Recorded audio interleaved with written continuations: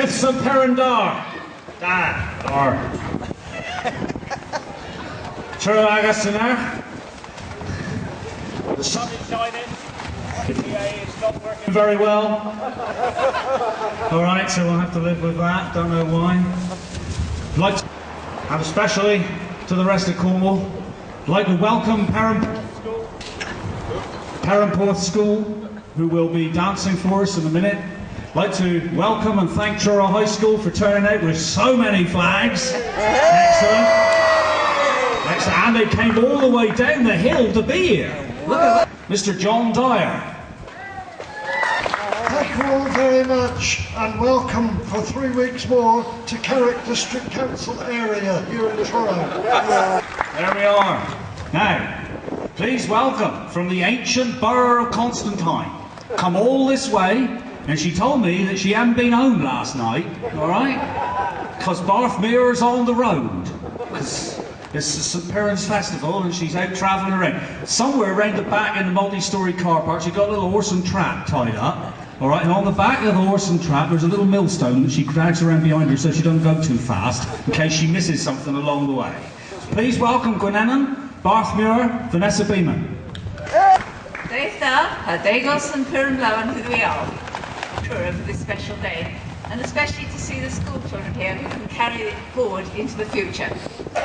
These days, people all over the world are waking up to the importance of culture and heritage for a feeling of identity and belonging. And as a small nation, this is important to us. We have had some downs. Culture Southwest, as a parting shot, more or less ignored Cornish culture in their final report, despite many groups joining in their consultation process, and I put the consultation in inverted commas. They spoke of Padstow Obios as a carnival, which would make a mackerel weep. Also as a plus, culture is now a part of local government planning, and we have Bunans Kerno to represent that large portion of the population who belong to cultural organisations special to Cornwall. They will have a representative with a seat on the Cornish Cultural Partnership at the heart of local government.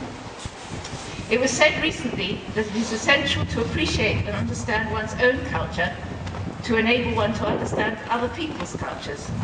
St Piran stands as the icon of Cornish culture, and that is why we have so many celebrations at this time, especially today, his Saints' Day, but also before and after in what is now called St Piran Tide. Now, at this auspicious time, there is exciting news concerning St Piran and his ancient oratory. The St Piran Trust has launched a project to rescue the oratory from the sand and concrete in which it is buried, conserve it and make it once more available for us to visit. This is one of the oldest Christian buildings in Britain, and of course it is very important to the Cornish worldwide, being at the heart of our culture and heritage. If enough funds can be raised from us all, it will mean that our pilgrimage across the dunes in times to come can be made to the oratory of St Piran, as well as to the second St Piran church and the ancient Celtic cross. This is a huge task, and they will need our help. So please, if you can, pick up a leaflet from Eileen Carter today, and then you will know how you can help. Also, another important appeal to Cornish people. Through the Red Cross, an appeal has been set up to send to our Australian cousins who have suffered so much through the bushfires. You know that a lot of Cornish people went over to particularly South Australia and Victoria, and it's particularly in Victoria that they have suffered. So the appeal is being made to the Cornish here to help the Cornish descendants over in Australia, and as I say, that is through the Red Cross. So, St Piran, a Kerno Bisvican. Kerno Bisvican!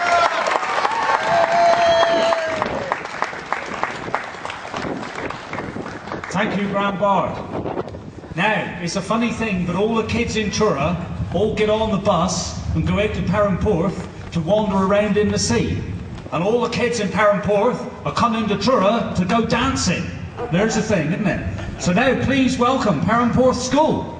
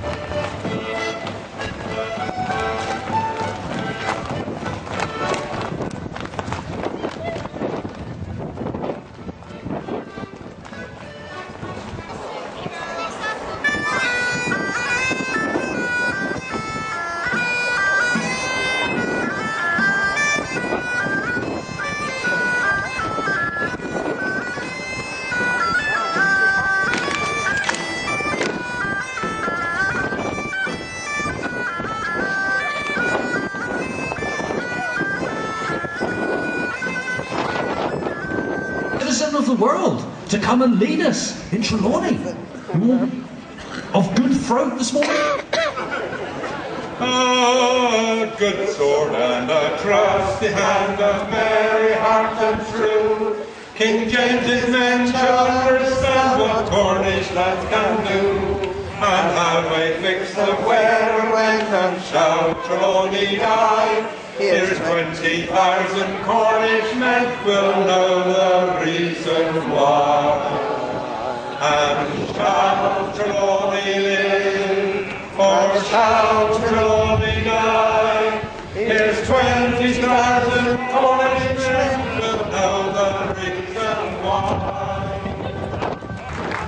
Thank you very much for coming. Just let me say, the restaurant in the cathedral is putting on some Piran's lunch if you want some. There's a Pensathan and Cornish music down in the old ale house. See you back here next year. Bring 37 schools with you. Bring all your relatives. Colonel Bisvican, Dith St Piran Da. Thank you.